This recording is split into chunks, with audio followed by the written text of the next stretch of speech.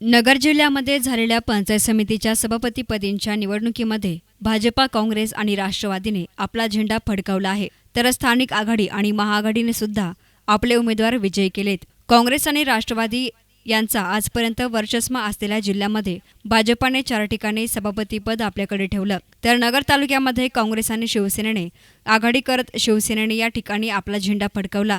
शिवसेनेने अकोले या ठिकाणी सुद्धा आपला झेंडा फडकावला आहे। भाजपाने कर्जत, जामखेड, श्रीगोंदा आणि पाथर्डी या ठिकाणी पंचायत समिती सभापती निवडणुकीमध्ये विजय मिळवला। काँग्रेसने पारनेर, संगमनेर आणि राहाता या ठिकाणी विजय मिळवला।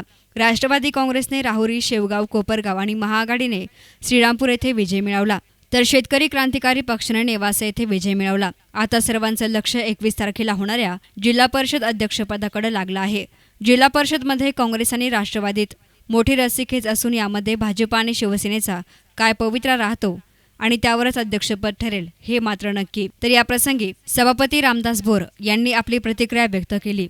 मी रामदास भोर आणि कांताताई कोकटे यांची सभापती आणि उपसभापती म्हणून निवड झाली।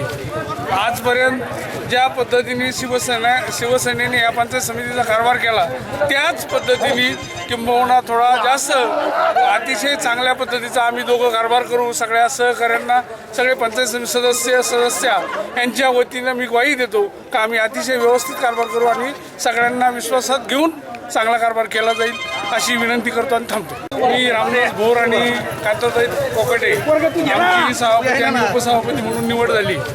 आजपर्यंत ज्या पद्धतीने शिवसेनेने या पंचायत समितीचा कारभार केला त्याच पद्धतीने किंबहुना थोडा जास्त अतिशय चांगल्या पद्धतीचा आम्ही दोघं कारभार करू। सगळ्या सहकाऱ्यांना, सगळे पंचायत समिती सदस्य यांच्या वतीनं मी ग्वाही देतो की आम्ही अतिशय व्यवस्थित कारभार करू आणि सगळ्यांना विश्वासात घेऊन चांगला कारभार केला जाईल अशी विनंती करतो आणि थांबतो।